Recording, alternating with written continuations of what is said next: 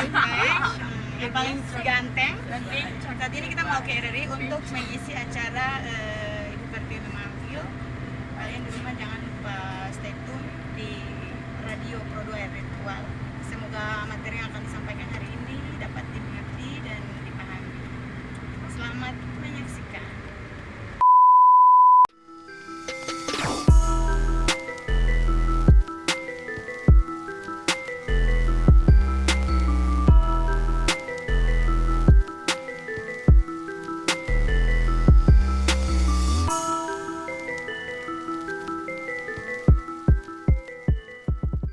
RRI Tual Radio Tanggap Bencana COVID-19. Ibu Pertiwi memanggil belajar di RRI Tual siang hari ini hadir menemani Anda pendengar dan adik-adik di rumah. Siang hari ini kita sudah ada di hari Jumat 24 April 2020. Belajar di RRI Tual hari ini menghadirkan Ibu Natalia Renggiar SPD, mata pelajaran IPA dengan materi sistem peredaran darah pada manusia. Saya akan menyapa Ibu gurunya di siang hari ini. Bu Lia, apa kabar, Bu? Kabar baik. Kabar baik ya, terlihat dari mukanya tersenyum menandakan bahwa Ibu Lia sedang baik-baik saja. Dan ternyata pendengar dan adik-adik di rumah, Ibu Lia tidak sendiri ya. Sudah ada juga menemani kita di studio di siang hari ini. Ada 4 muridnya nih. Mereka tentunya sudah atas izin orang tua ya Bu ya, untuk hadir bersama-sama. Karena memang pandemi coronavirus ini membuat kita harus tetap belajar dari rumah, bekerja dari rumah. Saya akan menyapa 4 di antara mereka. Mengabsen dulu nih. Oke, Brenda Tapatubun, Brenda, Meike, Batianan, Meike, Joshua, dan Angel Tua Barat sudah hadir juga. Ibu Lia, kita langsung saja materi yang akan disampaikan oleh Ibu Lia di siang hari ini, sistem peredaran darah pada manusia.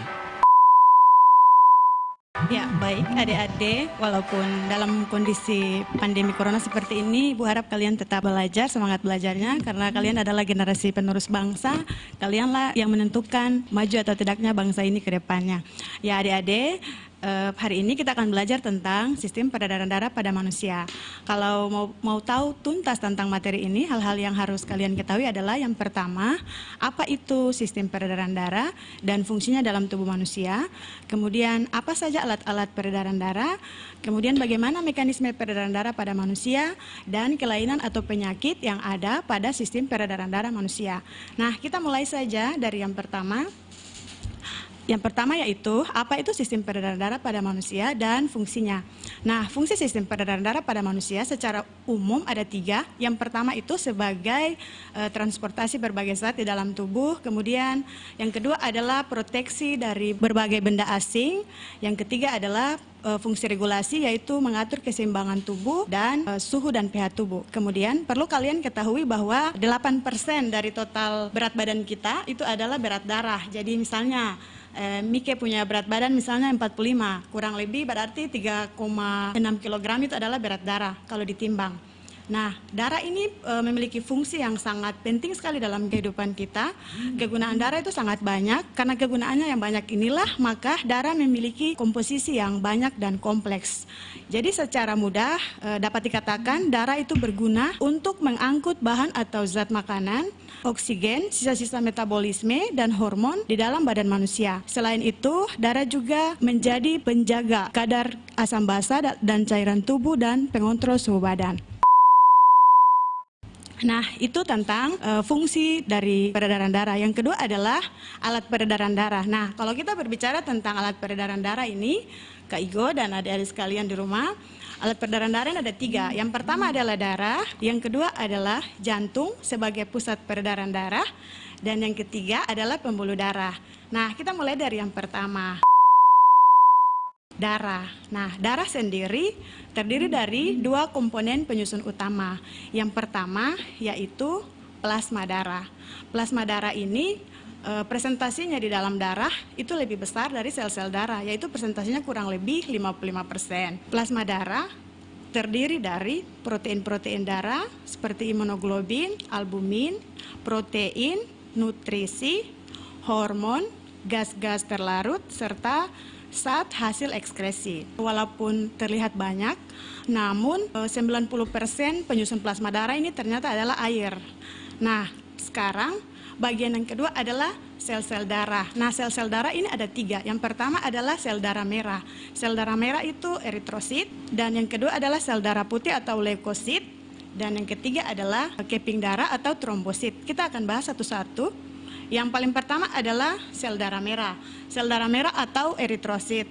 Nah, sel darah merah ini fungsinya di dalam tubuh adalah membawa oksigen atau O2 dan sari-sari makanan ke seluruh bagian tubuh. Kalau kita belajar tentang sistem organ tubuh yang paling kecil itu kan sel. Nah, sel darah merah ini fungsinya membawa sari-sari makanan dan oksigen ke seluruh bagian tubuh kita.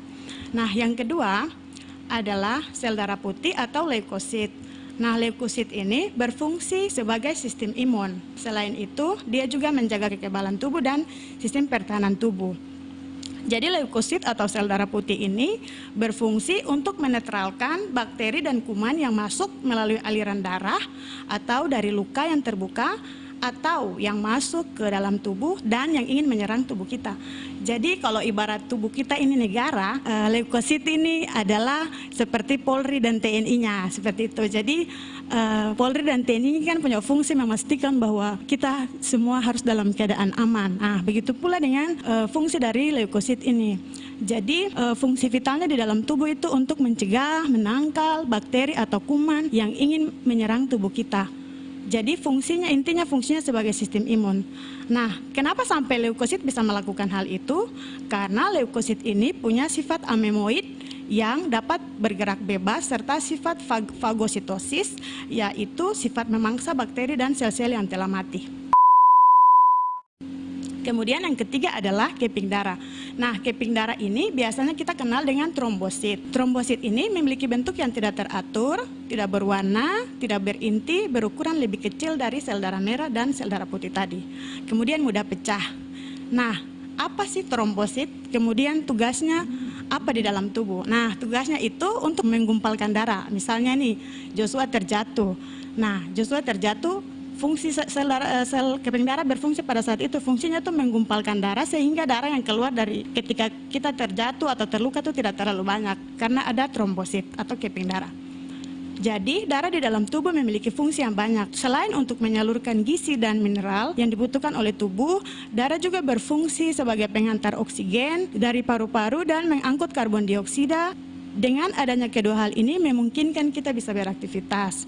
Hal yang paling penting, apalagi di tengah COVID-19 atau Corona yang lagi heboh sekarang ini, salah satu fungsi darah yang paling penting adalah menjaga imunitas tubuh. Jadi kita kan sering bilang sistem imun, namun kita sendiri tidak tahu apa tuh sistem imun, letaknya di mana dalam tubuh. Nah, letaknya sudah di dalam sel darah putih atau leukosit. Kemudian yang kedua adalah jantung. Itu tadi kita sudah bahas tentang darah. Yang kedua kita bahas tentang jantung. Nah, jantung ini merupakan pusat dari peredaran darah. Ukuran jantung kita kurang lebih kepala tangan manusia ya. Jadi misalnya Mike punya kepala tangan lalu besar ini, berarti ya jantung Mike kurang lebih besarnya seperti itu. Nah, kemudian dalam keadaan normal ukuran jantung laki-laki itu biasanya lebih besar sedikit daripada jantung perempuan. Nah, walaupun ukuran jantung sangat kecil, namun memiliki fungsi yang sangat vital bagi tubuh. Nah, fungsi utama jantung yang paling pertama adalah memompa darah ke seluruh bagian tubuh. Dalam 1 menit, jantung itu berdenyut kurang lebih 60-100 kali. Bisa kalian coba, jadi pegang nadi, lalu hitung sendiri. Pakai stopwatch di samping, lalu coba hitung. Kemudian yang berikut yaitu bagian-bagian jantung. Nah, jantung ini memiliki 4 ruang, yaitu serambi atau yang sering disebut dengan atrium. Ibu pakai bahasa serambi saja supaya kalian mudah ingat. Kemudian bilik atau ventrikel. Jadi ada serambi kanan, ada serambi kiri, ada bilik kanan, ada bilik kiri. Nah, fungsinya satu-satu. Yang pertama, bilik kiri. Bilik kiri itu fungsinya memompa darah yang mengandung oksigen ke seluruh tubuh. Kemudian fungsi dari bilik kanan adalah memompa darah yang mengandung CO2 ke paru-paru. Sedangkan serambi kanan berfungsi menerima darah yang mengandung CO2 dari seluruh tubuh. Sedangkan serambi kiri fungsinya menerima darah yang mengandung O2 dan diantar ke paru-paru. Nah, itu tentang jantung, dan kita lanjut ke yang berikut yaitu pembuluh darah. Nah, pembuluh darah itu kalau di dalam tubuh itu analoginya tuh seperti pipa. Air mengalir di dalam pipa atau selang. Nah, proses peredaran darah yang terjadi dalam tubuh kita itu seperti itu. Jadi pembuluh darah ini di dalam tubuh itu ada 3. Yang pertama itu adalah pembuluh nadi atau pembuluh arteri. Yang kedua adalah pembuluh vena atau pembuluh balik. Dan yang ketiga adalah pembuluh kapiler. Pembuluh nadi sendiri berfungsi mengantarkan sari-sari makanan dan oksigen ke seluruh bagian tubuh, sedangkan pembuluh vena atau pembuluh balik fungsinya mengantarkan karbon dioksida dari seluruh tubuh kembali ke jantung, sedangkan pembuluh kapiler ini berfungsi menghubungkan antara pembuluh nadi dan pembuluh arteri. Ini kita ada di sesi tanya jawab. Tentunya kami nantikan partisipasi dari Anda yang ingin bergabung menanyakan hal-hal yang mungkin belum dimengerti ya oleh Ibu Lia yang sudah mengajarkan materi tentang sistem peredaran darah pada manusia. Kami nantikan partisipasi Anda pendengar dan adik-adik di rumah di line interaktif kami 0916 22118. Sekali lagi line interaktifnya 0916 22118 dan juga di line SMS dan WhatsApp di nomor 082198513906. Ya, Ibu Lia, ini sudah ada WA yang masuk nih di siang hari ini ya. Dari siapa? Gerangan saya lihat dulu nih. Iya, dari Joe di Langgur. Mau tanya nih, hemoglobin sendiri itu apa ya, Bu? Hemoglobin. Ya, hemoglobin itu Hb, biasanya disingkat Hb, biasanya ya. Hemoglobin itu merupakan metaloprotein. Metaloprotein itu protein yang mengandung zat besi di dalam sel darah yang berfungsi untuk mengangkut oksigen dari paru-paru ke seluruh tubuh. Nah, kandungan oksigen yang terikat dalam hemoglobin di dalam sel darah ini sudahlah yang menyebabkan sehingga sel darah itu menjadi berwarna merah. Sebenarnya biasanya kalau seseorang sakit, biasanya kalau HB rendah, kadang-kadang disarankan untuk mencari pendonor. Itu kan keputusan dari para medis ya. Tapi sebenarnya ada hal-hal juga yang bisa dilakukan untuk membuat sehingga hemoglobin naik, misalnya dengan mencari Oke, apakah sel darah putih ini bisa menangkal virus corona? Ibu Lia, bagaimana nih? Pertanyaannya cukup menjebak ya. Menjebak. Ya, kita tahu bahwa sampai saat ini belum ada virus corona ini kan belum ada vaksin atau obatnya ya. Oleh karena itu untuk mencegah, menangkal dan mengobati virus corona ini salah satunya bisa dapat kita lakukan sendiri di rumah, yaitu dengan menjaga sistem imun supaya kita juga bisa turut berkontribusi dalam membantu para medis untuk melawan virus ini. Oleh karena itu hal terbaik yang dapat kita lakukan di rumah adalah tetap stay healthy di rumah, kemudian meningkatkan sistem imun, karena kita tahu bahwa sudah terbukti bahwa ada pasien COVID-19 yang sembuh. Salah satu faktor yang menyebabkannya adalah karena sistem imunnya baik. Kita terus katakan sistem imun, namun tahukah kita apa itu sistem imun dan di manakah letak sistem imun? Nah, sebenarnya sistem imun itu ada di dalam sel darah, yaitu sel darah putih atau leukosit. Nah, fungsi sel darah putih adalah menangkal segala bakteri dan virus yang masuk ke dalam tubuh. Coba kalian bayangkan kalau tidak ada sel darah putih, tentu saja kita akan sakit-sakitan. Sistem imun kita ini terus bekerja baik ada corona atau tidak, karena sistem imun ini bukan hanya melawan virus corona saja, tetapi virus dan bakteri yang lain. Iya, Ibu Lia, kita masih menantikan partisipasi dari Anda ya. Halo, selamat siang. Iya, rupanya sudah tersambung kembali. Halo, selamat siang. Dengan siapa? Di mana? Dengan Feren. Feren. Iya, Feren. Pertanyaannya, Feren. Apa yang dimaksud dengan darah bersih dan darah kotor? Oke, Ibu Lia. Kenapa sampai udara yang masuk ke dalam tubuh oksigen ketika keluar sudah jadi karbon dioksida? Ada proses apa? Lalu di mana tempat terjadinya penukaran darah yang mengandung oksigen dan darah yang mengandung karbon dioksida? Itu saja pertanyaan dari saya. Oke, cukup panjang ya pertanyaan. Sudah disimak Ibu Lia. Oke, darah bersih dan darah kotor terkait darah yang masuk kemudian keluar menjadi karbon dioksida. Bagaimana nih Ibu Lia menjawab pertanyaan dari Feren? Berarti menyimak dari tadi ya apa yang sudah diajarkan oleh Ibu Lia. Kami persilakan. Siswa ini kayaknya cukup kritis ya. Jadi langsung saya jawab. Feren, yang pertama darah bersih adalah darah yang kaya akan oksigen. Kemudian yang kedua darah kotor adalah darah yang kaya akan karbon dioksida. Nah, oksigen kan kita tahu bahwa dihasilkan dari hasil sel respirasi atau pernapasan pada manusia. Dan terjadi pertukaran di paru-paru, tepatnya di alveolus. Di paru-paru, darah yang banyak mengandung karbon dioksida ditukar dengan darah yang banyak mengandung O2 atau oksigen. Dan jadi ketika darah masuk ke dalam paru-paru itu banyak mengandung karbon dioksida. Sedangkan darah yang keluar dari paru-paru telah mengalami proses penyaringan. Ini kaitannya tadi dengan sistem peredaran darah kecil, ya. Kalau seorang menyimak pasti mengerti. Kemudian tadi bertanya tentang tempat pertukarannya di mana? Tempat pertukarannya di alveolus, ya, bagian paru-paru, bagian salah satu bagian paru-paru itu alveolus. Nah, kemudian proses apa yang terjadi dalam tubuh sehingga masuk oksigen, keluar sudah jadi karbon dioksida. Nah, kemudian proses yang terjadi itu adalah proses oksidasi. Jadi oksigen yang masuk ke dalam tubuh dialirkan oleh darah ke seluruh bagian tubuh sampai bagian tubuh terkecil kita yaitu sel.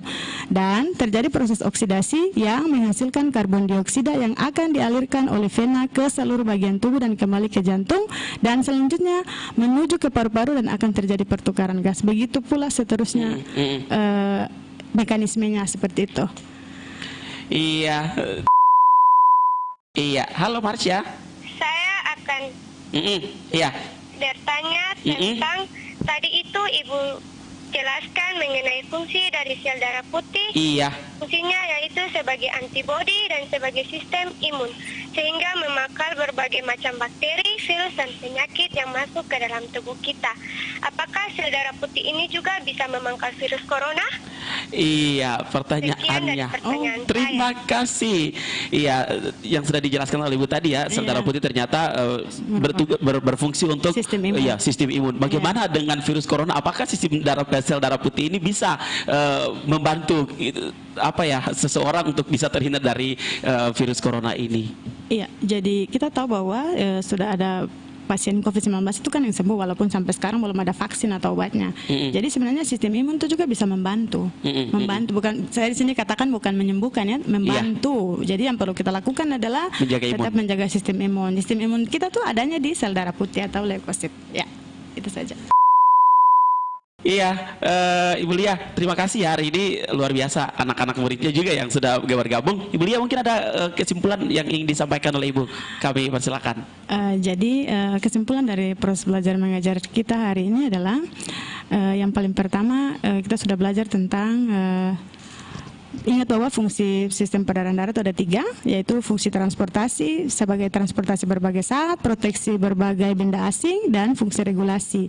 Kemudian alat peredaran darah itu ada 3, darah, kemudian darah terdiri dari plasma darah dan sel-sel darah, sel darah merah atau eritrosit, sel darah putih atau leukosit, dan kepik darah atau trombosit. Dan yang berikut adalah pembuluh darah. Pembuluh darah juga ada 3, pembuluh darah arteri atau pembuluh nadi, pembuluh vena atau pembuluh balik, dan yang pembuluh kapiler. Dan yang paling terakhir tadi kita sudah belajar juga bagaimana mekanisme peredaran darah. Mekanisme peredaran darah ada 2, peredaran darah besar dan peredaran darah kecil. Dari mekanismenya, kalau peredaran darah besar itu darah dari jantung menuju ke seluruh tubuh kembali lagi ke jantung, membawa darah yang kaya akan oksigen. Lalu peredaran darah kecil atau peredaran darah pulmonal itu membawa darah dari jantung menuju ke paru-paru, balik lagi ke jantung. Ketika darah keluar dari paru-paru itu membawa oksigen untuk terjadi proses difusi di paru-paru, tepatnya di alveolus. Jadi darah yang masuk kembali ke jantung itu merupakan darah segar. Jadi tadi juga kelainan atau penyakit sudah disampaikan. Tipsnya tetap di rumah tetap belajar. Kemudian untuk menjaga kesehatan hari ini, karena sekarang ini lagi pandemi corona, jadi tetap menjaga kesehatan tubuh dengan menjaga sistem imun kita. Salah satunya mungkin dapat dilakukan dengan banyak berolahraga, kemudian mengkonsumsi makanan yang mengandung serat tinggi. Mengandung serat tinggi karena multivitamin itu sebenarnya mengandung vitamin juga tetapi tidak mengandung serat. Jadi harus mengkonsumsi makanan bergizi, gizi seimbang, kemudian rajin olahraga, banyak-banyak makan buah dan sayuran. Ya, karena itu dapat meningkatkan sistem imun kita. Oke, mungkin pertemuan kita hari ini sampai di sini. Terima kasih adik-adik. Tetap semangat belajar di rumah walaupun lagi pandemi corona. Semoga badai ini cepat berlalu supaya kita tetap kembali belajar seperti biasa di sekolah. Terima kasih. Tanggap bencana COVID-19, Ibu Pertiwi manggil belajar di RRI Tual siang hari ini harus kami akhiri. Terima kasih atas partisipasi Anda pendengar. Adik-adik di studio maupun di rumah, terima kasih. Dan materi yang disampaikan oleh Ibu Natalia Rengier SPD, Sistem Peredaran Darah pada Manusia, mata pelajaran IPA untuk kelas 8 semester 2 harus kami akhiri di siang hari ini. Kami tim kerabat kerja yang bertugas mengucapkan terima kasih atas partisipasi Anda. Dan terima kasih juga buat adik-adik di studio dan Ibu Lia. Sekali lagi terima kasih atas kebersamaan kita di hari ini belajar di RRI Tual. Dan pendengar, kami ajak Anda untuk kita bersama-sama mengikuti dinamika olahraga langsung dari Pro 3 RRI Jakarta.